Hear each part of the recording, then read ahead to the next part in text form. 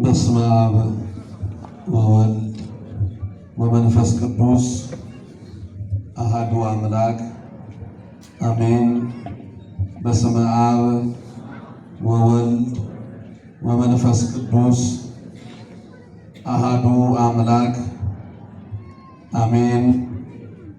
ይህ ድምፅ የሚሰማችሁ ሁላችሁም አብረን እናማትባለን። በስመ አብ ወወልድ ወመንፈስ ቅዱስ አሐዱ አምላክ አሜን።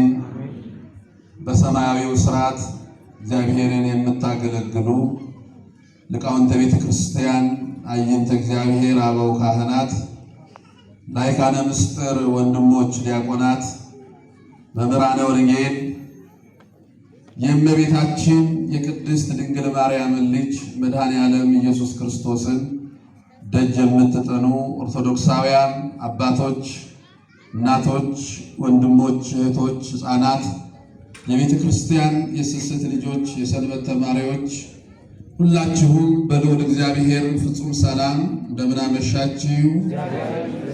እንደምን ሰነበታችሁ? እንደምን አላችሁ? አሜን። ልዑለ ባሕሪ የአባቶቻችን የቅዱሳን አምላክ ቅዱስ እግዚአብሔር ስሙ ዛሬም ዘወትርም የተመሰገነ ይሁን። ለቃል መውረድ ለሥጋ ማድረግ ምክንያት የሆነችን ቅዱሱን እግዚአብሔርን አቅርበን ያየንባት የሐዲስ ኪዳን ኪሩቤል እማመላክ ወላዲተ አምላክ ድንግል ማርያም ስሟ የተመሰገነ ይሁን። እግዚአብሔር ወዶ እግዚአብሔር ፈቅዶ በቅድስናው ስፍራ በአጸደ መቅደሱ እንድንሰባሰብ ከፈቀደልን የሊዲያን ልቡና እንደከፈተ እሱ እግዚአብሔር ልቡናችንን ከፍቶ መነግረንን የሚያስተምረንን የሚመክረንን ሁሉ በዝነ ልቡናችን ላይ ጽፍልን ዘንድ የእርሱ የእግዚአብሔር ቅዱስ ፈቃዱ ይሆንልን። ባለችን ጥቂት ጊዜ የምንማማርበት የትምህርታችን ርዕስ እንደ ኤሳው አትሁኑ በሚል ርዕስ ይሆናል። የሐዋርያው የብርሃነ ዓለም የቅዱስ ጳውሎስ መልእክት ወደ ዕብራውያን ሰዎች ምዕራፍ 12 ቁጥር 16 ስናነብ የምናገኘው ኃይለ ቃል ነው። ትምህርቱን ለማስታወስ ረዳን ዘንድ ሁላችንም አንድ ጊዜ አብረን እንላለን። እንደ ኤሳው በሉ። እንደ ኤሳው አትሁኑ። ይህን ኃይለ ቃል የጻፈው ብርሃነ ዓለም ብላ ቅዱስ ቤተ ክርስቲያናችን የምትጠራው ቅዱስ ጳውሎስ ነው። ቅዱስ ጳውሎስ መጽሐፍ ቅዱስ ላይ ካሉት የመጽሐፍ ቅዱስ ክፍሎች 14ቱን የጻፈው ቅዱስ ጳውሎስ ነው። ቅዱስ ጳውሎስ 14ቱን መልእክት ለሶስት ወገኖች ነው የጻፈው። የመጀመሪያው በእግረ ሥጋ ደርሶ ወንጌል አስተምሮ ከዛ በኋላ በሃይማኖታቸው እንዲጸኑ በወቅቱ በክርስቶስ አምነው ሀብተ ወልድናን ስመ ክርስትናን ተቀብለው በተለያየ ስፍራ ላሉ ለክርስቲያኖች ጽፎላቸዋል። በሮም ለሚገኙ ክርስቲያኖች፣ በቆሮንቶስ ለሚገኙ ክርስቲያኖች፣ በገላትያ ለሚገኙ ክርስቲያኖች፣ በኤፌሶን ለሚገኙ ክርስቲያኖች መልእክት ጽፎላቸዋል። ሁለተኛው ሐዋርያው ብርሃነ ዓለም ቅዱስ ጳውሎስ በሥጋ የወለደው ልጅ ባይኖረውም በመንፈስ የወለዳቸው ልጆች አሉት። ለእነርሱም መልእክት ጽፎላቸዋል። ለነ ቲቶ፣ ለነ ፊሊሞና፣ ለነ ጢሞቴዎስ መልእክት ጽፏል። ሦስተኛው መልእክቱ ዓለም አቀፋዊ መልእክት የሚባለው የዕብራውያን መልእክት ነው። የዕብራውያን መልእክት በተለይ መጽሐፍ ቅዱስን በተለያየ መልኩ ተርጉመው ከዚች ቅዱስ ቤተ ክርስቲያን ምዕመናንን ለማውጣት የሚፈልጉ መናፍቃን በብዛት የሚጠቀሙበት የመጽሐፍ ቅዱስ ክፍል ነው። ጥልቅ የሆነ የብሉይ ኪዳን ታሪክ ውስጡ የተጻፈ ነው። ዕብራውያን ለእስራኤል ዘሥጋ በአጠቃላይ የተጻፈ መልእክት ነው። ወደ ኋላ ወስዶ በብሉይ ኪዳን የነበረውን ሥርዓተ አምልኮ የአባቶቻቸውን ታሪክ እያሳየ ወደ አዲስ ኪዳን እንዲመጡ የሚያደርግ የመጽሐፍ ቅዱስ ክፍል ነው የዕብራውያን መልእክት። በተለይ ምዕራፍ 11 ምዕራፍ 12 እና ምዕራፍ 13 ስታነቡ ቅዱስ ጳውሎስ ለእስራኤል ዘሥጋ ስለ አባቶቻቸው ታሪክ እንዴት በእምነት እንደጸኑ፣ እንዴት እግዚአብሔርን እንዳስደሰቱ፣ እንዴት መልካም እንደሆኑ ነግሯቸዋል። እስራኤላውያን ስለ አባቶቻቸው ሲነገራቸው ጆሮ ሰጥተው ይሰማሉ።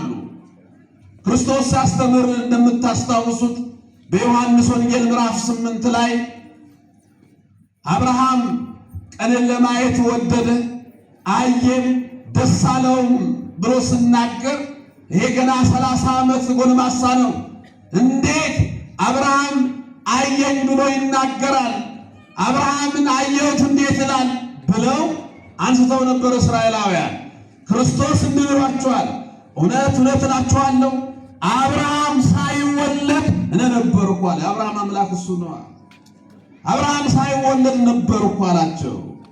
እንደምታስታውሱት እዛ መጽሐፍ ቅዱስ ዮሐንስ ወንጌል ምዕራፍ 4 ላይ ያቺ በጠራራ ፀሐይ ውሃ ለመቅዳት የሄደችው ሳምራዊቷ ሴት ኢየሱስ ክርስቶስን እዛ ውሃ አጠገብ ከተገናኙ በኋላ ብዙ ከተነጋገሩ በኋላ ውሃ ጠጭኝ ብሏት ነበር። አንተ ዕብራዊ አይሁዳዊ፣ እኔ ደግሞ ሳምራዊ እንዴት ውሃ ትጠይቀኛለህ? ብዙ ተነጋገሩ። መጨረሻ ላይ ክርስቶስ እንዲህ አላት፣ ከዚህ የውሃ ጉድጓድ ውሃ የሚጠጣ ሁሉ ይጠማል። እኔ ከምሰጠው የሕይወት ውሃ የሚጠጣ አይጠማም። ከዛ አንድ ነገር አለችው፣ አንተ ይሄን የውሃ ጉድጓድ ከሰጠን ከአባታችን ከያዕቆብ ትበልጣለህን አለችው። ስለ አባቶቻቸው ይመካሉ እስራኤላውያን። ተመልከቱ፣ ከአባታችን ከያዕቆብ ትበልጣለህን ነበር ያለችው ክርስቶስን። ዛሬም በዚህ የመጽሐፍ ቅዱስ ክፍል ላይ ቅዱስ ጳውሎስ ወደ ኋላ ሄዶ አንድ ታሪክ አንስቶ ሊያስተምራቸው ፈልጓል እስራኤላውያን። መጽሐፍ ቅዱሱን ስታነቡ እንዲህ ነው የሚለው ዕብራውያን ምዕራፍ 12 ቁጥር 15 ጀምራችሁ ከፍ ብላችሁ ስታነቡት የእግዚአብሔር ጸጋ ለማንም እንዳይጎድለው ብዙዎችም የረከሱበት አንድ መራራ ሥር ወደ ላይ በቅሎ እንዳያስጨንቅ ሴሰኛም የሚሆን እንዳይገኝ ወይም ስለ አንድ ጊዜ መብል ብሎ ብኩርናውን እንደሸጠ እንደ ኤሳው ለዚህ ዓለም የምትመቹ እንዳትሆኑ ካለ በኋላ ኋላም በረከቱን ፈልጎ ለመውረስ በእንባ እንኳን ተግቶ ብፈልግ አላገኘውም አላቸው። ይሄ አሁን ዝም ብሎ ሲነገር ቀላል ይመስላል። በውስጡ ግን ብዙ ነገር አለው። ክርስቶስን አላወቁም እስራኤላውያን። ቅዱስ ጳውሎስ ስለ አንድ ቤተሰብ ታሪክ ነው እዚህ ጋር ያነሳው። ይህን ታሪክ ኦሪት ዘፍጥረት ምዕራፍ 25 ምዕራፍ 26 ምዕራፍ 27 ላይ የተጻፈ ታሪክ ነው። ክርስቲያኖች ቤታችሁ ስትገቡ መጽሐፍ ቅዱስ አንብቡ። እሺ፣ አሁን የምንነገረንን ታሪክ በነገራችን በኢትዮጵያ ኦርቶዶክስ ተዋሕዶ ቤተክርስቲያን አስተምሮ ከመጽሐፍ ቅዱስ የሚበልጥ መጽሐፍ የለም። ሌላው የመጽሐፍ ቅዱስ ትርጉም ነው። ውዳሴ ማርያም መጽሐፍ ቅዱስን ይተረጉመዋል። ቅዳሴ ማርያም መጽሐፍ ቅዱስን ይተረጉመዋል። ተመልከቱ፣ ሌሎቹም የሊቃውንት መጻሕፍት መጽሐፍ ቅዱስን የሚተረጉሙ ናቸው። የኦርቶዶክስ ቤተክርስቲያን መሰረት የሚባሉት ሁለት ናቸው፣ ቅዱሳት መጻሕፍትና ትውፊት። አንዱ አንዱን ይገልጣል። ሌሎቹ መጻሕፍቶች በሙሉ የመጽሐፍ ቅዱስ ትርጉሞች ናቸው። ስለዚህ በተለይ ቀለል ያሉትን ታሪኮችን ስነገረን ቤታችን ገብተን ገለጥ ገለጥ አድርገን እዚህ ታሪክ ውስጥ ምንድን ነው ያለው ብሎ የማንበብ ልምድ ያስፈልገናል። እየሰማችሁ ነው? አዎ፣ ማንበብ አለብን መጽሐፍ ቅዱስ። መጽሐፍ ቅዱስ ይሄ መናፍቃኑ ካበላሹት መጽሐፍ ቅዱስ ውጪ የተበላሸ መጽሐፍ ቅዱስ ደግሞ ቆርጠው ያበላሹታል። ቆርጠው ፊደል ቀይረው በቀላል አማርኛ በቀላል ትርጉም ገለመሌ ብሎ ያሉታል። የኛ ቤተ ክርስቲያን መጽሐፍ እሱ ቤታችን ውስጥ ሊኖር ይገባል። ኦሪት ዘፍጥረት ምዕራፍ 25 ምዕራፍ 26 እና ምዕራፍ 27 ስታነቡ የአንድ ቤተሰብ ታሪክ ነው ቅዱስ ጳውሎስ የጠቀሰው። እስራኤላውያን ይህን ታሪክ ያውቃሉ በደንብ። ስለ አብርሃም፣ ስለ ይስሐቅ፣ ስለ ያዕቆብ ስነገራቸው ቅድም እንዳለው ነው ይሰማሉ። ተመልከቱ ታሪኩ አብርሃም ይስሐቅን ወለደ። ይስሐቅ ደግሞ 2 ልጆችን ወለደ፣ መንታ ልጆችን። ገና ከእናታቸው ማህፀን ጀምሮ እየተጋፉ ነው የወጡት ይላል መጽሐፍ ቅዱሱ። ቀድሜ እወጣለሁ እየተጋፉ መጀመሪያ የእናቱን ማህፀን ከፍቶ የወጣው ኤሳው ሆነ። ያዕቆብ የወንድሙን ተረከዝ ይዞ ወጣ። ርብቃ እናታቸው እኒህ ልጆች በማህፀን ውስጥ እያሉ እንዲህ የምጣሉት እግዚአብሔር ምን ሊያሳየኝ ይሆን አለች መጽሐፍ ቅዱስ። ከተወለዱ በኋላ ኤሳው አዳኝ ነው፣ ዱር ነው የሚውለው። ያዕቆብ ደግሞ ከእናቱ ጋር ቤት ውስጥ ነው የሚውለው። ተመልከቱ፣ ኤሳው ዱር ነው የሚውለው፣ ያዕቆብ ቤት ውስጥ። ከማን ጋር አልኳችሁ? ከእናቱ ጋር። ዛሬ ከእናት ጋር የሚውል ልጅ ያስፈልጋል። ቤት ውስጥ የሚውል ያስፈልጋል። አብዛኛው ሰው ዱር ነው ያለው፣ ሩቅ ነው ያለው። ተመልከቱ፣ ኤሳው ዱር ስለሚውል ከእናቱ ማህፀን ቀድሞ ስለወጣ ያ ብኩርና ስለተባለው ነገር ብዙም አይገደው። ያዕቆብ ደግሞ ሁለተኛ ሆኖ ስለተወለደ አንድ ነገር ያስጨንቋል። ምን ነው ከእናተ ማህፀን ቀድሜ በወጣው ይላል። በኩር ሆኖ መወለድ በእስራኤላውያን ዘንድ ክብር ነው። የእናቱን ማህፀን መጀመሪያ ከፍቶ የተወለደ ልጅ እግዚአብሔር በእሱ ይመሰገናል፣ በእርሱ ስም እግዚአብሔር ይጠራል፣ ለበረከት ይሆናል፣ ጸጋ ስጦታ አለው።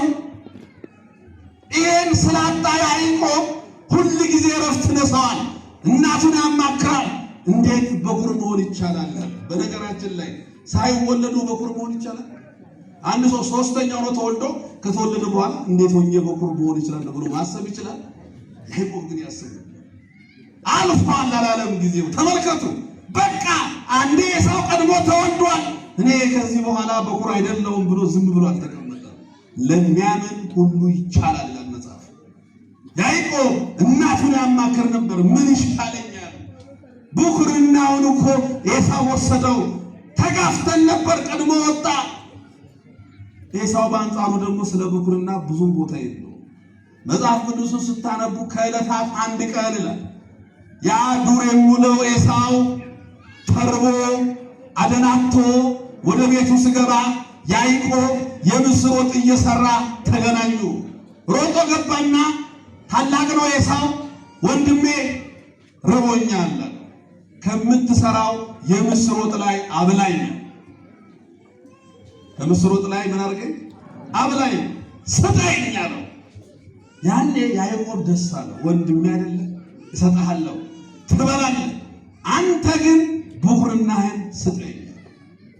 ምገርም ብኩርናህን ስጠኝ፣ እኔ የምስሩን ወጥ ልስጥህ አለው። መጽሐፍ ቅዱሱን ስታነቡ ኤሳው የሚያሳዝን ነገር ተናገረ። እኔ ተርቤ እኔ ለሞት ደርሼ ይህቺ ብኩርና ለእኔ ምን ናት? ውሰደው አለ። አያችሁ፣ ለአንድ ጊዜ ምስር ብሎ ለስንት ጊዜ? ለአንድ ጊዜ መብል። ለአንድ ቀን አይደለም፣ ለአንድ ሳምንት አይደለም፣ ለአንድ ዓመት አይደለም፣ ለአንድ ጊዜ ለቁርስ፣ ለምሳ፣ ለእራት ለአንድ ጊዜ መብል ብሎ ብኩርናውን ውሰደው አለ። የምስር ወጥ በልቶ ብኩርናውን ናቀው፣ አቃለለው፣ ሸጠው። ተመልከቱ፣ ለአንድ ጊዜ መብል ብሎ ለምታልፍ ለዛች ቅጽበት ብሎ አሳልፎ ሰጠ። ብኩርናን የእግዚአብሔር መሆንን አልፈልግም አለ። ይሄ ሽጦት ቁጭ አለ። ይሄንን ነው ቅዱስ ጳውሎስ እስራኤላውያን ስለሚያውቁ ለአንድ ጊዜ መብል ብሎ ብኩርናውን እንደሸጠ እንደ ኤሳው አትሁኑ። ይስሐቅ የሚሞትበት ቀን ደረሰ። አባታቸው እንዲህ አለው ጠርቶ ኤሳውን እኔ የምድርን ሁሉ መጨረሻ እሄዳለሁ። የምድርን ሁሉ መጨረሻ የምድር ሁሉ መጨረሻ እችን ዓለም ለቀን የምንሄደው የምድር ሁሉ መጨረሻ የሚባል ስፍራ አለ። መላእክት ያሉበት ስፍራ፣ ቅዱሳን ያሉበት ስፍራ፣ ሰማዕታቱን የምናገኝበት ስፍራ፣ ዝማሬ መላእክትን የምንሰማበት ስፍራ፣ ጦርነት፣ ረሃብ፣ ስደት የሌለበት ስፍራ፣ ሰዎች ሁሉ አንድ ሆነው የሚኖሩበት ስፍራ፣ ያ ስፍራ የምድር መጨረሻ ይባላል። ወይ የምድር ሁሉ መጨረሻ አይደለም። አንተ የመጀመሪያ ልጅ ነህ። ሂድና ወደ ዱር ወጥተህ አድነህ ጥሩ ምግብ ሰርተህ አምጣ ልመርቅህ አለው። አባት ስሞት የበኩር ልጁን ይመርቃል። በእስራኤላውያን ባህል በኩር እየተመረቀ የአብርሃም አምላክ የይስሐቅ አምላክ የተባለ እንደምጠራው አሁን ደግሞ የዛ የበኩሩ አምላክ ተብሎ እንድጠራ ሂድና አድነህ። እሺ ኤሳው ወደ ዱር ወጣ። ርብቃ የይስሐቅን ንግግር ሰማችና ያዕቆብን ጠራችው። ልጄ አባቴ ኤሳውን ልመርቀው ነው። ኤሳው ደግሞ ላንተ ብኩርናውን ሽጧል። ስለዚህ ጥሩ ምግብ ከበጎች መካከል እረድና ጥሩ ምግብ አዘጋጅቼ ለአባት ታቀርባለህ። በረከቱን መርቃቱን አንተ ትወስዳለህ አለች። ያዕቆብ እንዲህ አለ፣ ማማ አይሆንም፣ አባቴ ያውቀኛል። በድምፅ እንኳን እኔን መለየት ቢያቅተው ሰውነትን ዳብሶ ያውቀኛል። ኤሳው መጽሐፍ ቅዱስ ስታነቡ ከእናቱ ማህፀን ጀምሮ ሰውነቱ በሙሉ በፀጉር የተሸፈነ ነበር። ዳሶ ሰውነቱ ፀጉር እንደሆነ ያውቃል። እኔ መሆንን ካወቀ በምርቃቱ ፋንታ ይረገመኛል። አይሆንም አለች እናትየው። ሽጧል ኤሳው። አንተ በጉን አርዳ አምጣ። በጉን አርዶ አመጣ። የበጉን ፀጉር አለበሰችው። ምግቡ ተሰራ። የበግ ፀጉር ለብሶ ገባ ያዕቆብ። ምግቡ ይስሐቅ በላና መረቀው። ገና ሲመጣ አንተ ማን አለው? ይስሐቅ አርጅቷል፣ አይኑ ማየት አይችልም። እኔ የበኩር ልጅ ኤሳው ነኝ አለ። ምን ነው ድምጽ ያዕቆብ ይመስላል ና አለው። ጠጋ ስል ስዳብስ የበግ ፀጉር ነው። ከዛ በኋላሳ የበጉን ፀጉር የኤሳው ፀጉር መስሎት በልቶ መረቀው። ለአንድ በኩር የሚያስፈልገውን በረከት ሁሉ መረቀው። ያዕቆብ ምርቃቱን ይዞ ወጣ። ያኔ ዱር የሄደው ኤሳው ደግሞ ምግብ ይዞ መጣ። አባባ አለው። አቤት የበኩር ልጅ ኤሳው ወጥቻለሁ፣ ምግቡን ሰርቻለሁ፣ መርቀኛል። መጽሐፍ ቅዱስን ስታነቡ ይስሐቅ ደነገጠ። አንተ ማን አለው? እኔ የበኩር ልጅ ኤሳው ነኝ። አሁን ኤሳው ነኝ ብሎ ምርቃቱን የወሰደው ማን ነው? ወንድሜ ያዕቆብ ምርቃቱን ወስዶታል አለው። ታዲያ ለኔ የሚሆን ሌላ የለም። በቃ የብኩርና ምርቃት አንድ ነው፣ የለም። ስቅ ብሎ አለቀሰ ኤሳው። ቅዱስ ጳውሎስ ያን ወስዶ ነው ኋላ በእንባ እንኳን ተግቶ ብፈልግ ያን በረከት አላገኘም። አንዴ አቃሎ የጣለውን በረከት ኋላ አልቅሶ እንባ አፍስሶ ብፈልገው እንኳን ኤሳው ማግኘት አልቻለም። ይሄንን ለእስራኤላውያን ነገራቸው። ክርስቲያኖች ይሄ ብኩርና ምንድን ነው? ይሄ ብኩርና ኤሳው ለአንድ ጊዜ በብል ብሎ የናቀው ብኩርና፣ ኤሳው ለአንድ ጊዜ ብሎ ትቶት ኋላ አልቅሶ እንኳን ማግኘት ያልቻለው ብኩርና፣ ለእስራኤላውያን የተነገራቸው ብኩርና። በነገራችን ሁለት አይነት ብኩርና ነው። አንደኛው ተከታይ ያለው ብኩርና፣ ሁለተኛው ተከታይ የሌለው ብኩርና። ቅዱስ ጳውሎስ ተከታይ ስለሌለው ብኩርና ነው ያነሳው። ተከታይ የሌለው ብኩርና የመጀመሪያው ክርስትና ነው። ብኩርና ሃይማኖት ብኩርና ተከታይ የለውም። እስራኤላውያን የክርስትናን ሃይማኖት መቀበል አልቻሉም። የተወለደው እዛ፣ በእናቱ ጀርባ ሆኖ የተሰደደው ከዛ፣ የተጠመቀው እዛ፣ የተሰቀለው እዛ፣ ሞቶ የተቀበረው እዛ፣ ሞትን ድል አድርጎ የተነሳው እዛ፣ ያረገው ከዛ። ዛሬ እስራኤል ብትሄዱ 98% እስራኤላዊ ኢየሱስ ክርስቶስ አልተወለደም። ገና አምላክ ይመጣል ብለው እየጠበቁ ነው። ተመልከቱ።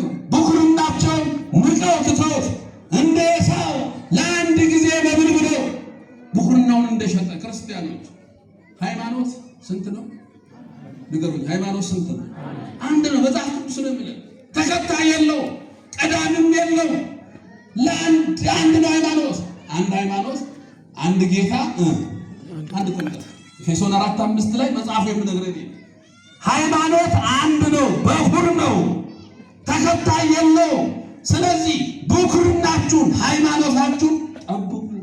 እንደ ኤሳው አትሁኑ ማለት ሃይማኖት ከትዳር ይበልጣል። ሃይማኖት ከእናት ይበልጣል። ሃይማኖት ከአባት ይበልጣል። ሃይማኖት ከልጅ ይበልጣል።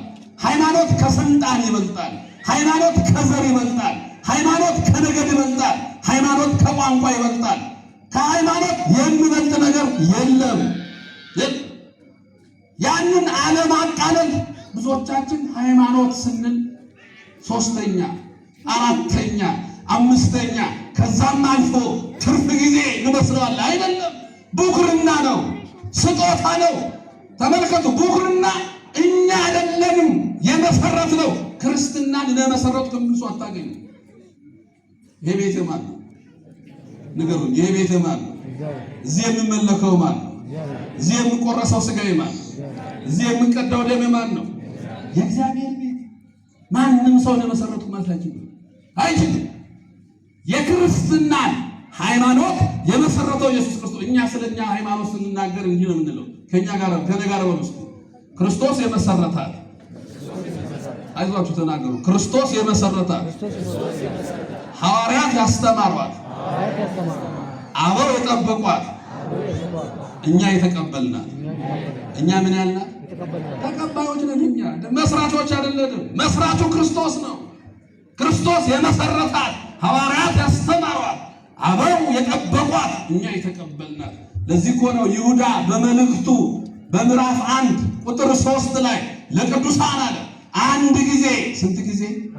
አንድ ጊዜ ፈጽሞ ስለተሰጠች ሃይማኖት እንድትጋደሉ እጽፍላችሁ ዘንድ ግድ ሆነብኛል። ስለ ብዙ ነገር ልጽፍ አስቤያለ። አንድ ጊዜ ፈጽሞ ስለተሰጠች ሃይማኖት እኛ ተቀባይ ሰጠን ክርስቶስ አንድ ጊዜ ፈጽሞ። ለዚህ ነው ሃይማኖት ብኩርና ነው፣ ተከታይ የለው፣ የመሰረተውን ባለቤቱ ነው። ስለዚህ ሰጠን፣ ጸጋ ነው። ስለኛ ሰጠን ክርስትና መስርቶ። በምን? በደሙ መስርቶ፣ በመስቀል ላይ መስርቶ፣ ደሙን አፍስሶ ስጋውን ቆርሶ መስርቶ ለኛ ሰጠን። ሃይማኖት ብኩርና ነው። ሃይማኖት እስራኤላውያን ያን ብኩርና ነው ያቃለሉት። የአምላክን መውረድ ነው ያቃለሉት። የእሱን ሰው መሆን ነው ያቃለሉት።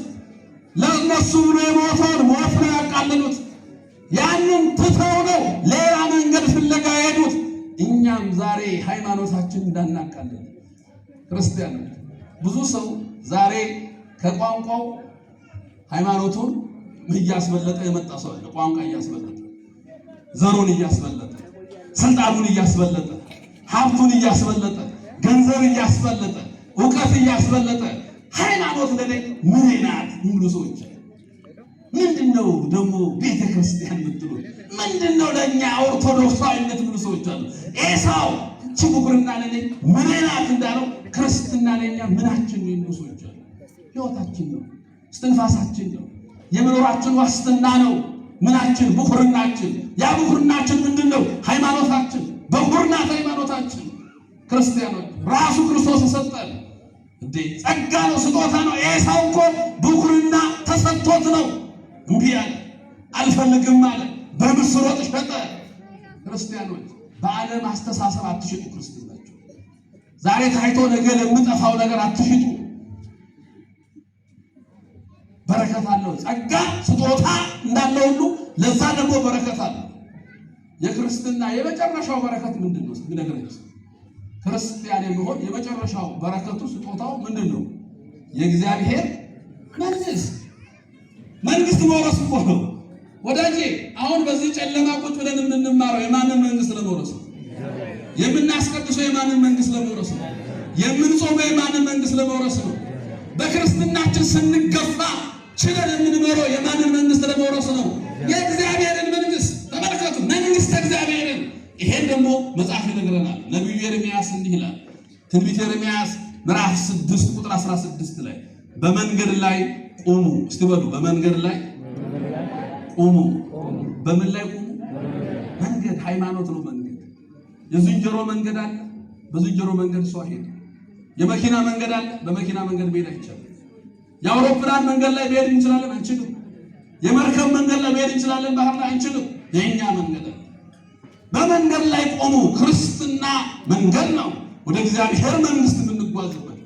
በመንገድ ላይ ቆሙ ካለ በኋላ የቀደመችዋን መንገድ ጠይቁ።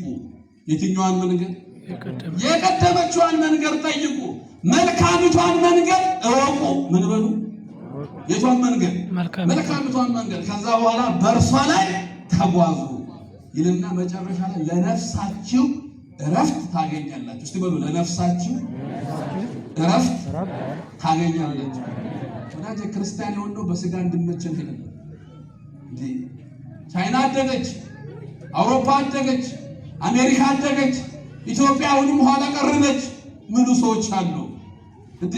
ቻይና እኮ እግዚአብሔር የለም ብላ ለምታምነው ቻይና አምላክ የለም ነው የምትለው። እና አሜሪካ እኮ ግብረ ሰዶም የፈጸሙ ሰዎችን የሚያበረታቱ ናቸው አውሮፓዎች። እድገት እሱ አይደለም። ትልቁ እድገት ኢየሱስ ክርስቶስን ማምለክ ነው። ስሙ የተመሰገነ ይሁን። የእድገት ጥግ የሚባለው እሱ ነው። ክርስቲያን ተመልከቱ፣ ይሄን እየቆጠርን አንሄድም እንዴ? በዓለም ላይ መሰልጠን፣ አዎ፣ ማወቅ፣ አዎ፣ ጥሩ መስራት፣ አዎ፣ መልፋት፣ አዎ ያስፈልጋል። ግን ክርስትናችን ለነፍስ ረፍት እንዴ? ቻይና አድጋለች፣ የነፍስ ረፍት ግን የላትም። ለምን? እግዚአብሔር የለም ብሎ ነው የሚያምኑት። 1.4 ቢሊዮን የዓለም ህዝብ የመጀመሪያው ቁጥር ያለው ህዝብ እግዚአብሔር የለም ብሎ ምን ይጠቅማል ታዲያ? ለዚህ ሆኖ ክርስቶስ በወንጌል ሰው ዓለምን ሁሉ ወዶ ነፍሱን ቢያጎድል ምን ይጠቅመዋል? ምን ይጠቅማል? ዓለም ሁሉ የኛ ሆኖ በሰማይ በረን። አንዳንድ ሰዎች ጨረቃ ላይ ቡና ጠጥተን መጣን አለ። በጣም ጥሩ። ታዲያ ግን ምን ጥቅም አለው ጨረቃ ላይ ቡና መጠጣት? እዚህ ቃልቲ ቡና መጠጣት ጨረቃ ላይ ቡና መጠጣት ልዩነት አለው? የለውም። ቡና ቡና ነው። ሰው ዓለምን ሁሉ ገዝቶ ነፍሱን ብጎዳል ክርስቲያን ካለው ጨረቃ ላይ ቀርቶ ፀሐይ ላይ ቡና ብጠጣ ዋጋ የለው፣ ዋጋ የለው። ለዚህ ነው የሚጠቅመው ብኩርና ክርስትና ነው። ክርስትና ነው ብኩርና። እሱን አጥብቆ መያዝ ነው የሚጠቅምህ። እሱ ስትይዝ ነው የነፍስ ረፍት የምታገኘው። ዲግሪ የነፍስ ረፍት አያመጣም፣ አይጎዳም። ዶክተሬት የነፍስ ረፍት አያመጣም፣ ግን አይጎዳም። ብዙ ብር ባንክ ስላለ የነፍስ ረፍት አይመጣም፣ ግን አይጎዳም። ባለስልጣን ስለሆንክ የነፍስ ረፍት አታገኝም፣ ግን ባለስልጣን ስለሆንክ አትጎዳም። የነፍስ ረፍት የምታገኘው እቺ ሃይማኖቶች ስትኖር በቃ የነፍስ ረፍት። የሥጋ ረፍት ሊሰጥ ይችላል አለ። ትልልቅ ቤት ውስጥ ኖሩ ሰዎች አሉ። በስጋቸው ጥሩ በልተው ጠጥተው የተመቻቸው፣ አንዳንዱ ያልተመቸውም እንዲሁ ገንዘብ ሰጥቷቸው መብላት የማይችሉ እንዲሁ አንዱ እንኳን መውረስ የማይችሉ። እኔ አንድ ጽዋ ፕሮግራም ላይ አንድ አባታቸው በጣም ብዙ ገንዘብ ያለው ሰው ከቆሎዎቹ መብላት አይችልም። አንዳንዴ እንዲህ ያደርጋል። ክርስቲያኖች ዓለም የፈለገ ነገር ብትሰጠን የነፍስ ረፍት አሰጠን። የነፍስ ረፍት የሚገኘው በሃይማኖት በሃይማኖት። ስለዚህ ነው ብኩርና ሃይማኖታችን፣ ብኩርና ሀብተ ወልድና ስመ ክርስትናችን። እስቲ የክርስትና ስሙን የሚያውቅ ሰው እጁን ያወጣ። አይዟችሁ የክርስትና ስሙ ጎሽ ወሮች ወሮ። እስቲ ደግሞ የጠፋበት የማያውቅ ስለዚህ ጎበዞች ናቸው። በቤታቸው ወዳጆች አላቸው፣ ጎበዞች ናቸው። አንድ ቦታ ሳስተምር እስቲ የክርስትና ስሙን የሚያውቅ እጁን አወጣ። ማነው የክርስትና ስም ሲባል አበበ። የክርስትና ስሙ አሁን በደንብ የክርስትና ስማችን ይሄ ስም ትልቅ ስም ነው ወዳጆች። ብኩርና እሱ ነው አንዱ። ክርስቲያን 2 ጊዜ ይወለዳል። ስንት ጊዜ ይወለዳል? 2 ጊዜ። አንድ ጊዜ ከእናት ከአባቱ ይወለዳል። እናት አባቶቻችን ሲወልዱ ስም ይሰጡናል። ደስታ ይላል። ተደስቶ ሲወልዱ ደስታ፣ አበበ፣ ጫላ፣ ገመቹ ብዙ እንደየቋንቋችን ስም ይሰጡናል ቤተሰቦቻችን። ያ ስም ነውር የለው፣ ያ ስም ክብር ያለው ስም ነው። ቤተ ክርስቲያን ያን ስም ታከብረዋለች። በየትኛውም ይሁጣ አሁን ሰው እኮ እናቶቻችን የአባቶቻችን ስም ሲያወጡ ምክንያት አላቸው። እኔም ማገለግልበት እዚህ ለገጣፎ አቡነ ኪሮስ ቤተክርስቲያን ጻድቁ በአንድ ጉዳይ ይታወቃል። ለመካኖች ልጆች በመስጠት ሐምሌ 8 ክብረ በዓላቸው ህዳር 8ም ሐምሌ 8 አንድ ሰው መጥቶ እዛ ምስክርነት የተናገረውን በጋብቻ ከኖር 17 ዓመታችን ነው። ስንት ዓመታችን ልጅ አልነበረንም። መጣንና ለጻድቁ አምላክ ለእግዚአብሔር ተናገርን። ጻድቁ አባ ኪሮስ ያማልዱን ልጅ የለንም ብለው ገር ተሸክመን ገባን። ከዓመት በኋላ እግዚአብሔር ስንት ልጅ ሰጣቸው? ጥሩ 4 ልጆች በአንድ ጊዜ ሰጣቸው። ስሙ የተመሰገነ ይሁን። የ17 ዓመት ቆጥሮ ተመልከቱ። የ17 እግዚአብሔር ሰጥ ቆንጆ ነው። ለዚህ እኮ ነው ነብዩ ቆይቼ እግዚአብሔርን ደጅ ጠናሁት አለ። እርሱም ዘንበል አለ። ቆይቼ እግዚአብሔርን ደጅ ጠናሁት። አሁን ከ17 ዓመት በኋላ 4 ልጅ የወለዱ ቤተሰቦች ልጆቻቸው ስም ሲያወጡ ደስታ ይሉታል። ወንድየው ሴትዮዋንም እንደዚህ ሆነ ስም ያው ደስ ብሏቸው ስላገኙ ስም ያወጡ። ይሄን ስም ቤተክርስቲያን ታከብራለች። ሰው አንዴ ይወለዳል። ክርስቲያን ግን ስንቴ ይወለዳል? ሁለቴ። እንደገና ከአብራከ መንፈስ ቅዱስ ከማየ ዮርዳኖስ ይወለዳል። ክርስቲያኖች ስንት አባት ነው ያለ በሃይማኖት? አቤት ማን ነው አባታችን? ተናገሩ። አባታችን ማን ነው? ስለ አባታችን ለመናገርማ አፋችን ከተዘጋ ከባድ። በስጋ የምናውቀው አባታችን እኮ ስናገኘው ልጆች ጥምጥም ብለን አባባ ብለን ነው የምንጠራው። ከዚህኛው አባት የሚበልጠው አባት እግዚአብሔር አለ። አባታችን ማን ነው? እስቲ ሁላችሁም ተናገሩ። አባታችን ማን ነው? ጸሎት ስታረጉ በሰማይ የምትኖር ምናችን? አቤት በየት የምትኖር? ተመልከቱ። ቤታችሁ ገብታችሁ ብቻችሁንም ቆማችሁ ጸሎት ስታረጉ በሰማይ የምትኖር አባቴ ነው አባታችን ነው ትሉ። ብቻችንን እንኳን ሆነን አባታችን እንላለን። የቻይናዊ አባት እሱ ነው። የአፍሪካዊ አባት እሱ ነው። የሰው ልጆች ሁሉ አባት እሱ ነው። የኔ ብቻ አይደለም። የፕሮቴስታንቱ ዓለም ስላበደ ኢየሱስ የግል ይላል። ወዳጄ የግል ሱቅ የግል መኪና ይኖራል እንጂ የግል ኢየሱስ አባታችን ነው። የሁላችን አባት ነው። ለዚህ ነው ስትጸልዩ በሰማይ የምትኖር አባታችን ብላችሁ ጥሩኝ ነው ያለው። ስለዚህ አባታችን ማን ነው? እግዚአብሔር። ክርስቲያን አባቱ እግዚአብሔር፣ እናቱ ደግሞ ቤተ ክርስቲያን። ከቤተ ክርስቲያን እንደገና እንወለዳለን። ከአብራከ መንፈስ ቅዱስ ከማየ ዮርዳኖስ ስንወለድ እናት አባቶቻችን በስጋ ወልደው ስም እንዳወጣሉ ቤተ ክርስቲያንም እንደገና ስም ትሰጠናለች። ወልደ ማርያም፣ ገብረ ማርያም፣ ወለተ ዮሐንስ፣ ወልደ ኢየሱስ። አያችሁ ከቤተ ክርስቲያን ታላቁ የቤተ ክርስቲያን አባት ቅዱስ ቆጵርያኖስ የሚባል አባት አለ። እንዲህ ብሏል። እስቲ ያለውን ከነጋ ለምን ቤተ ክርስቲያን እናቱ ያልሆነችው ሰው እግዚአብሔር አባቱ ሊሆን አይችልም። በቃ ከዚህ ቤት ካልተወለድክ እግዚአብሔርን አባቴ ብለህ መጥራት አትችልም። ዳግመኛ የተወለዳችሁ እናንተ ክርስቶስን ለብሳችሁታል ይላል መጽሐፍ። ዳግመኛ ከአብራከ መንፈስ ቅዱስ ከማየ ዮርዳኖስ ካልተወለድን እግዚአብሔርን አባታችን ብለን መጥራት አንችልም። ስለዚህ እኛ ሁለተኛ ተወልደናል። ሁለተኛ ስም አለን። ይሄኛው ስም ከዛኛው ስም ይበልጣል። እናት አባቶቻችን ካወጡልን ስም ይሄኛው ይበልጣል።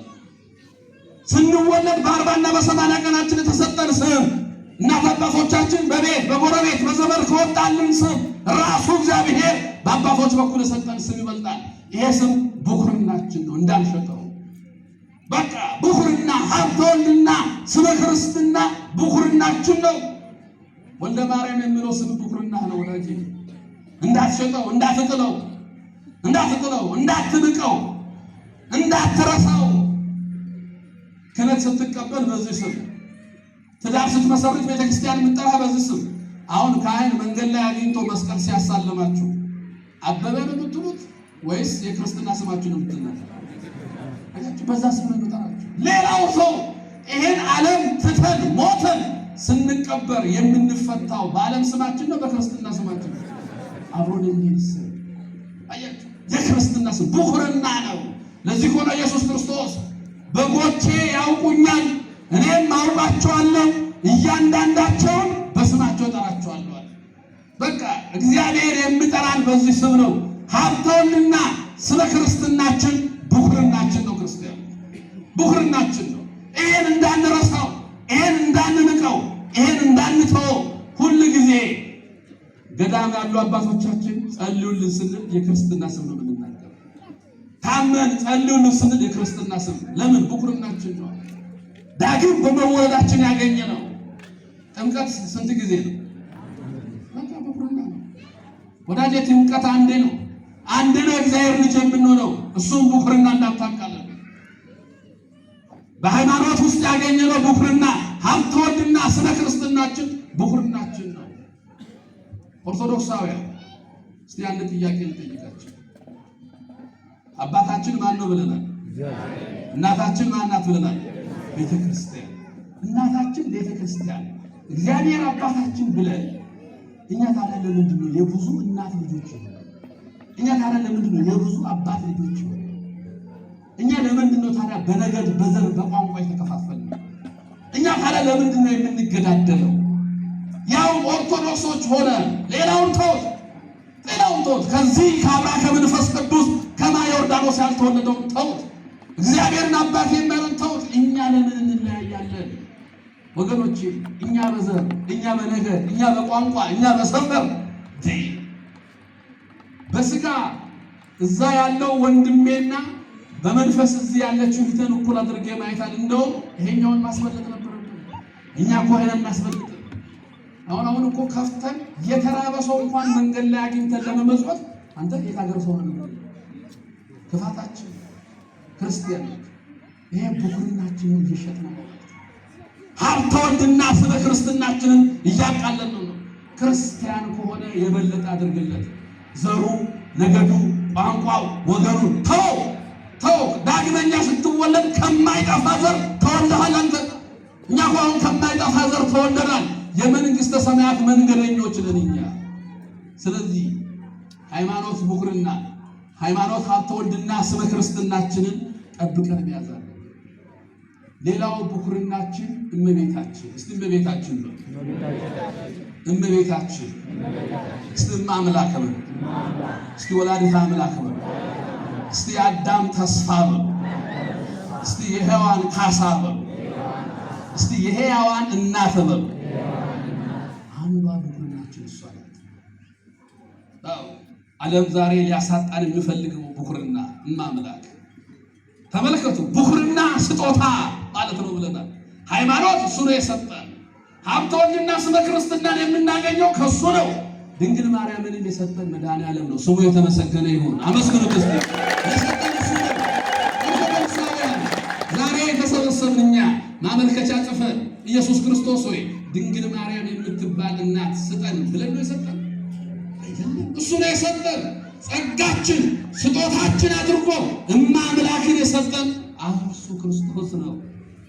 እንዲህ ነው ብሎ መጽሐፍ ትንቢተ ኢሳይያስ ምዕራፍ 1 ቁጥር 9 ላይ የሰራዊት ጌታ እግዚአብሔር ዘርን ባያስቀርልን ኖሮ እንደ ሰዶም በሆን ገሞራን በመሰል ነበር አለ። የሰራዊት ጌታ እግዚአብሔር ዘርን ባያስቀርልን ኖሮ ወዳጄ እንዲህ ቁጭ ብለን ዛሬ አንዘምርም ነበር። ዘር እሷ ባትቀር ኖሮ እንደ ሰዶምና ገሞራን እኮ እሳት ነው የበላቸው። አሁን እየሰማችሁ አይደል? ወንድ ለወንድ ሴት ለሴት ጋብቻ ይፈቀድልን። እዚሁ ኢትዮጵያ ውስጥ ሰላማዊ ሰልፍ ሞቱ ሰዎች አሉ። ግብረ ሰዶም ይፈቀድልን የሚሉ አሉ። በድንግል ማርያም ሀገር ተመልከቱ። በዚህች በተክለ ሃይማኖት ሀገር ይሄን ጥያቄ የሚያቀርቧል። እንደውም መንግስት ቤታቸውን እያሸገ ነበር ሰሞኑን። ግብረ ሰዶም ቤት እየተባለ እግዚአብሔር ይሄን አያሳይ። ይሄ ነውር ነው። ክርስቲያኖች እግዚአብሔር ሰውን በመፍጠሩ ተጸጸተ የተባለበት እጅግ በጣም አስነዋሪ ነው። የሰዶምና የገሞራ ህዝብ በእሳት ነው የጠፉት። እሳት ከሰማይ ወጥቶ ነው የበላቸው። እኛም ኢሳይያስ እንዳለው የሰማይ እሳት እንዳይበላን እግዚአብሔር አስቀድሞ ዘርን አስቀረልን። ያቺ ዘር ጸጋችን፣ ስጦታችን። ተመልከቱ፣ ድንግል ማርያም ለእኛ ስጦታ ናት። እንዴ ሰው እንዴት እግዚአብሔር የሰጠውን ስጦታ አልቀበልም እንዴት ይላል? ዓለም ውስጥ እኮ ሌላ ስጦታ የሰጠን ሰው ታመሰግነዋለህ። ራሱ እግዚአብሔር ወዶ ፈቅዶ የሰጠን ለምንድን ነው ድንግል ማርያምን በኩር ምንላት? የነቢያት ጸጋ በነ ኢሳይያስ በነ ኤርምያስ በነ ሕዝቅኤል በነ ዳንኤል በ12 ደቂቀ ነቢያት ይገኛል። የሐዋርያት ጸጋ በነ ቅዱስ ጴጥሮስ በነ ቅዱስ ጳውሎስ በሌሎችም ሐዋርያት ሐዋርያነ አበው ይገኛል። የጻድቃን ጸጋ በነ አቡነ ተክለ ሃይማኖት በነ አቡነ ገብረ መንፈስ ቅዱስ ይገኛል። የሰማዕታት ጸጋ በነ ቅዱስ ጊዮርጊስ በነ ቅድስት አርሴማ ይገኛል። የድንግል ማርያም ጸጋ ከሷ ውጪ በሌላ በማንም ላይ ይገኛል። ለዚህ ነው ጸጋ በኩር ናት የምንለው። የድንግል ማርያምን ጸጋ ከማንም አናገኝም። ለዚህ እኮ ነው ቅዱስ ገብርኤል ሲያበስራት እንዲህ ነው ያላት። እስቲ ከነጋር በሉ ጸጋን የተመላሽ ሆይ በሉ ደስ ይበልሽ። ምን የተመላሽ? በቃ ከሰው ፍጥረት መካከል ሙሉ ጸጋ ያላት ድንግል ማርያም ናት። አመስግኗል። ሰው የተመሰገነች ሙሉ ጸጋ የጎደለ ጸጋ የላትም። አንዳንድ ሰው ጥቅስ ፍለጋ ይላል። ማርያም ታማልዳለች ይላል። አንዱ ጴንጤ መንገድ ላይ ቆሞ አዎ ትለዋለህ፣ ጥቅስ አምጣ ይላል። አንተ መጽሐፍ ቅዱስ ከፍተህ ማርያም ታማልድ ጥቅስ ሰዓት ነው እንዴ? ምልጃ አንድ ጸጋ ነው። የድንግል ማርያም ጸጋዋ ሙሉ ነው። ስሟ የተመሰገነ ይሁን። ሙሉ ጸጋ ነው። ከእግዚአብሔር አብ ዘንድ ተልኮ የመጣው ብርሃናዊ መልአክ ቅዱስ ገብርኤል ሰግዶ ጸጋን የተሞላሽ ምን ጎደላት? ማማለድ እኮ ይሄ በጫማ ጥፊ መቶ ፓስተሮች ሁሉ እናማላለን እያሉ ነው። በጫማ ጥፊ መጣና አዳንኩት ይላል። በቴስታ መጥቶ እኛ ዘመንና ስንት ሰው ይጫወትብናል መሰለኝ። እመቤታችን ጸጋዋ ሙሉ የሆነች በኩር ናት። ስጦታ ናት። ስጦታ እስቲ ተመልከቱ። ወንጌል ይሄ መጽሐፍ ቅዱስ ብሉይ ኪዳንና አዲስ ኪዳን ወንጌል ከክርስቶስ ጽንሰት እስከ ክርስቶስ ዕርገት ዳግም ምጽአቱን የሚያተት ነው። ክርስቶስ ተጸንሷል አልተጸነሰም? ከማን? ክርስቶስ ተወልዷል አልተወለደም? ከማን? ክርስቶስ ተሰዷል አልተሰደደም? በማን ጀርባ ላይ ሆኖ? አሁን ነገ ታዲያ ሊቃውንቱ አብርሂ አብርሂ የሚሉበት ቀን እኮ ነው። ተመየጢ ብሏት አብርሂ ናዝሬት ሀገሩ በፃ ንጉሥኪ ዘምስለ ማርያም መጾሩ ጣዖታተ ግብፅ ኩሎ ቀጥቅጦ በበትሩ ናዝሬት ሆይ ኢየሩሳሌም ሆይ አብሪ ንጉሥሽ ኢየሱስ ክርስቶስ ከእናቱ ጋር ይመጣል ይላል ሊቃውንቱ። ተመልከቱ። ተሰዷል። አዎ። በማን ጀርባ? በእናቱ ጀርባ። ከስደት ተመልሷል። አዎ። በማን ጀርባ ላይ ሆኖ? ድንግል ማርያም። ቤተ መቅደስ ነበረ። አዎ። ከማን ጋር? ውሃውን ወደ ወይን ጠጅ ቀይሯል። ሰርክ ቤት ተገኝቶ ከማን ጋር? ተሰቅሏል። መስቀሉ ስር ማን ነበረች? መንፈስ ቅዱስ ለሐዋርያት ወርዷል። ከሐዋርያት ጋር ማን ነበረች? በቃ የሁሉ ቦታ ማርያም ማርያም ማርያም ይላል መጽሐፍ ቅዱስ። ስሟ የተመሰገነ ይሁን። ማርያም የሌለችበት ወንጌል የለም የለም። ስለዚህ ናት በኩር የምንላት። እሷ የሌለችበት ወንጌል የለም የለም። ሌላውን ሁሉ ተው እስቲ ኦርቶዶክሳውያን፣ ሌላውን ሁሉ ተውና ወደ ዓርብ ሂዱ፣ ወደ ስቅለት ቀን ሂዱ። ጸጋ ስጦታ መሆኗን ለማሰብ ወደ ስቅለት ተመልከቱ። ወደ ዓርብ ስቅለት፣ ወደ ቀራንዮ ተመለሱ። ወደ ቀራንዮ እዛ ተራራ ላይ ሆኑና ዓርብን አስቡ። ዓርብ ፀሐይ ጨልማለች። ዓርብ ጨረቃ ደም ለብሳለች። ዓርብ ከዋክብት ረግፈዋል። ዓርብ ሐዋርያት ሸሽተዋል። ዓርብ ኢየሩሳሌም ተጨንቃለች። ዓርብ ክርስቶስ በመስቀል ላይ ተሰቅሏል። መስቀሉ ስር ድንግል ማርያምና ዮሐንስ ነበሩ። እቺን ቀን አይረሳም በክርስትና ውስጥ። እቺን ቀን ማንም አይረሳም። ደሙን ያፈሰሰበትን ቀን ማን ይረሳል? ማን ይረሳል? ክርስቶስ 7 የመስቀል ላይ ንግግሮችን ተናግሯል። አጽርሐ መስቀል ይባላሉ። 7ኛው የመስቀል ላይ ንግግሩ ተፈጸመ ከማለቱ በፊት የሚወደውን ሐዋርያ አየ ይላል። እስቲ በሉ የሚለውን ሐዋርያ የሚወደው። አሁን ተጨንቃችሁ ለሞት ተዳርጋችሁ መስቀል ላይ ሆናችሁ ለምትወዱት ሰው ምን ትሰጣላችሁ? ምንድን ነው የምትሰጡት? ኢየሱስ ክርስቶስ ዮሐንስን አየው፣ እንባውን እያፈሰሰ አቡ ቀለምሲስ ያ ታኦሎጎስ ነባበ መለኮት አንድም ቀን ያልተለየው ክርስቶስን ተመልከቱ። በፈጥሞ ደሰት የታሰረው ያ ሐዋርያ መስቀሉ ስር ቆሞ ያለቅሳል። ለዮሐንስ ምን ልስጥ አለ ክርስቶስ። ክርስቶስ ከሰማይ ወደ ምድር ሲመጣ ራሱን ባዶ አድርጎ ነው የመጣው። ምንም ነገር የለው። ለሰማይ ወፎች ጎጆ፣ ለቀበሮች ጉድጓድ አላቸው። የሰው ልጅ ግን ምንም የለውም ራሱን ብሏል። ተራራ ቢታንያ ተራራ ላይ ነው የኖረው ክርስቶስ። ምን ስጠው ለዮሐንስ? እናቱ ድንግል ማርያም የሰፋችና ያለበሰችው ልብስ አለ፣ ቀሚስ አብሮት እያደገ 33 ዓመት አብሮት የኖረ ያንንም የተሰቀለበት ቀን ቀደው ወስደውበታል። እርቃኑን ነው የሰቀሉት። ምን ይስጠው ዮሐንስ? እስቲ አስቡት። ምን ይስጠው? ዞር ስል እናቱ መስቀል ስላለች ከስጦታ ሁሉ የምትበልጥ ተመልከቱ።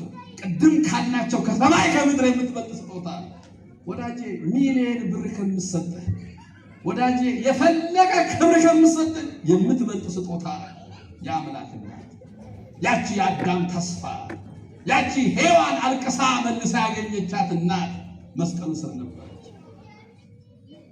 ክርስቶስ ለዮሐንስ ድንግል ማርያምን ሰጣት። ስሙ የተመሰገነ ይሁን።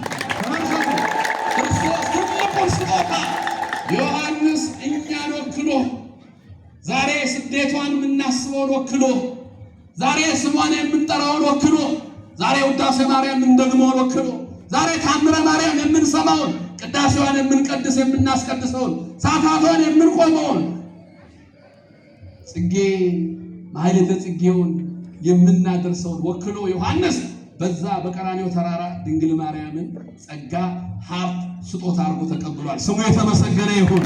ሁላችንም ወክሎ አንዳንድ ሰዎች እንዲህ ይላሉ፣ ዮሐንስ ለራሱ እንጂ እኛን አልወከለም ይላል። ድንግል ማርያምን ለራሱ ነው የወሰደው።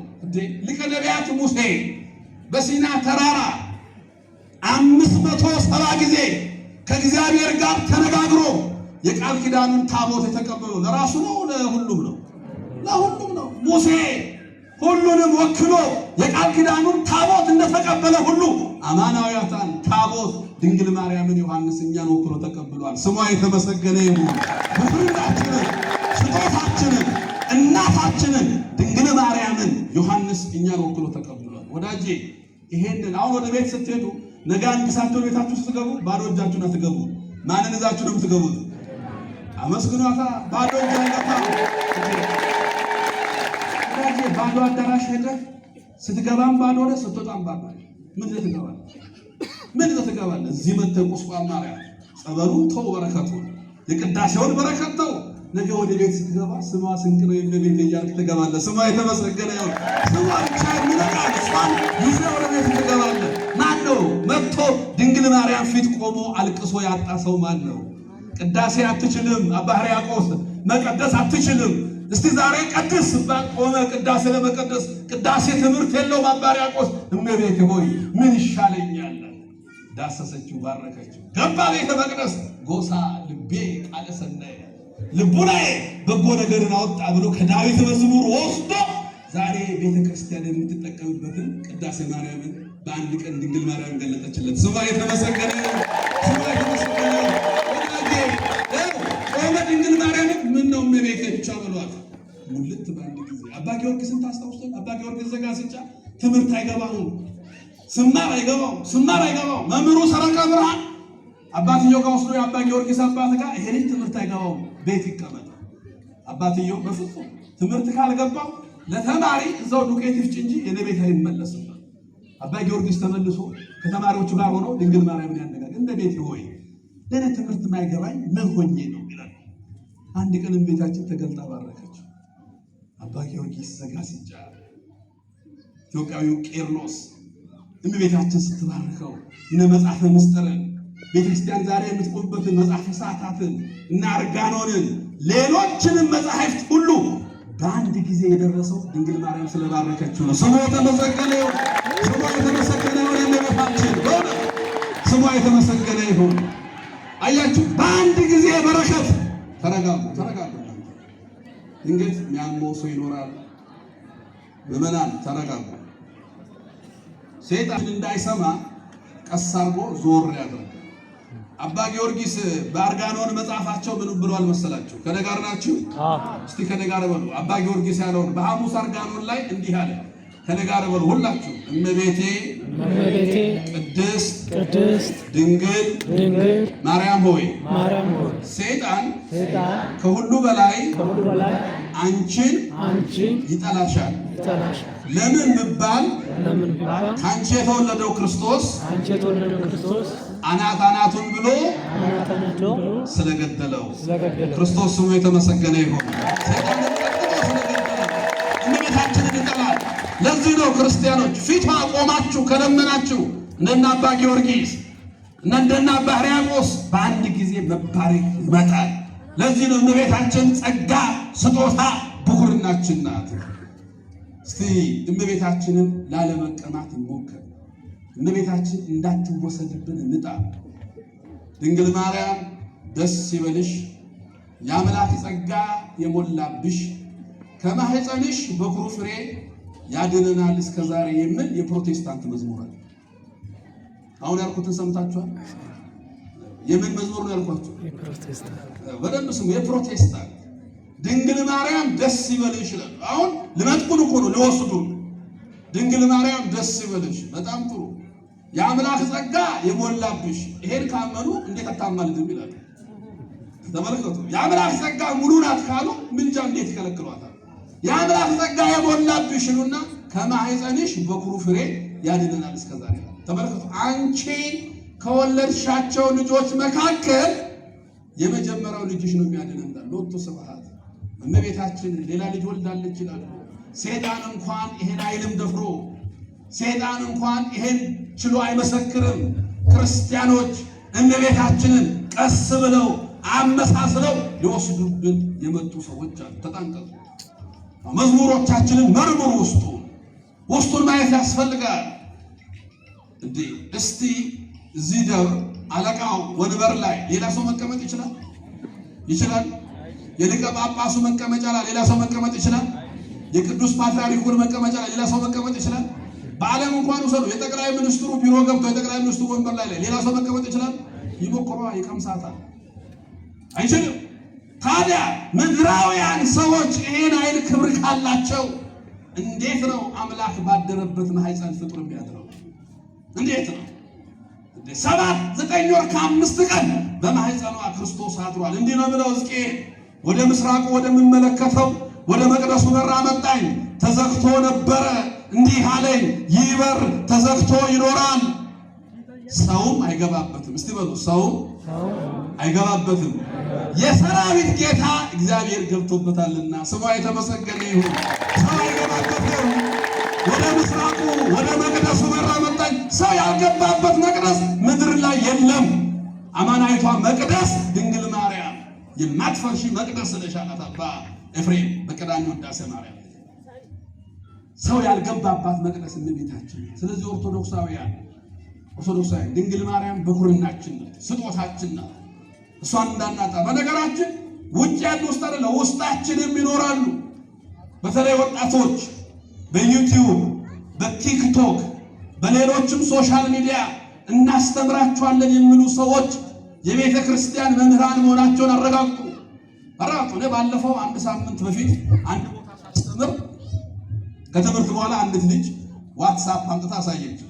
በዋትስአፕ እማራለሁ ቤቴ ቁጭ ብዬ የሚያስተምራት ሰው እነዚህ ታድሶ ከሚባሉት ውስጥ አንዱ ደርሰው ተመልሷል ከሚባሉት ውስጥ የሚያስተምራት ስለ ኢየሱስ ነው። ስለ ኢየሱስም ሲያስተምራት ፍጡር አማላጅ መሆኑን ነው። ሎቱ ስብሐት። ይሄን እያለ ስለ ኢየሱስ ያስተማርከው ትምህርት አልገባኝም፣ እስቲ ስለ ድንግል ማርያም አስተምረኝ ትለዋለች ዋትስአፕ። እሱ ደግሞ ከታች ምን ብሎ ይጽፋል? ስለ ማርያምማ ኦርቶዶክስ ውስጥ ብዙ የሚያስተምሩ ሰዎች አሉ። እኔ በፈረሰው በኩል ልቁም ብዬ ነው ስለ ኢየሱስ ብቻ ነው ማስተምር። እቺ ቤተ ክርስቲያን ስለ ኢየሱስ አታስተምር። ቅዳሴው ስለ ኢየሱስ አይናገርም። ማህሌቱ ስለ ኢየሱስ አይናገርም። ኪዳኑ ስለ ኢየሱስ አይናገርም። በ6 ኢየሱስ አላልንም። በ27 መድኃኔዓለም አላልንም። በ28 አማኑኤል አላልንም። 29 በዓለ ወልድ አንድ ላይ ጠቅለል አድርገን ጽንሰቱ በ29 ስለሆነ ልደቱ በ29 ስለሆነ ጥንተ ትንሣኤው በ29 ስለሆነ ቤተ ክርስቲያን ሰብሰብ አድርጋ አንድ ላይ በዓለ ወልድ አላለችም። የምንሳለመው መስቀል የሱ አይደል? አንገታችን ላይ ያሰርነው መስቀል እሱን አይሰብክም? የካህናቱ ጥምጥም አክሊለ ሰው አይደል? ከበሮ ስመታ መመታቱ አይደል? መቆሚያው መስቀል መሸከሙ አይደል? ከዚህ በላይ ቤተ ክርስቲያን እንዴት ኢየሱስን ትስበከው ወዳጆች? ስለዚህ ክርስቲያኖች ብኩርናችንን እንዳይቀሙ ለአንድ ጊዜ መብል ብሎ ብኩርናውን እንደሸጠ እንደ ኢሳው አትሁኑ። ብኩርና ሃይማኖታችን፣ ብኩርና ሀብተ ወልድና ስመ ክርስትናችን፣ ብኩርና እመቤታችንን ይዘን እስከ መጨረሻው እንድንኖር አምላካችን ይርዳን። ያስተማረን እግዚአብሔር ክብር ምስጋና ይግባው። ይቆየን። ወስብሐት ለእግዚአብሔር። አሜን። አለቱን ያሰማልን።